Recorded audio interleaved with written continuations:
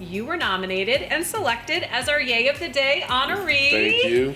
And so your nominator, Sarah Stanley, says, Brian consistently goes above and beyond his normal job duties. He always has a positive attitude and will show up to work with a smile on his face.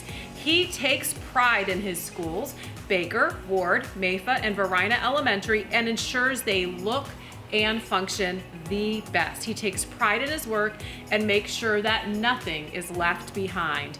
She says, as his wife, I see how much time, love, and energy he pours into his schools.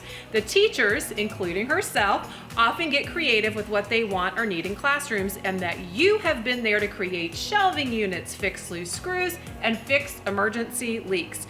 You have connected with students who may need a little extra love, and they love you.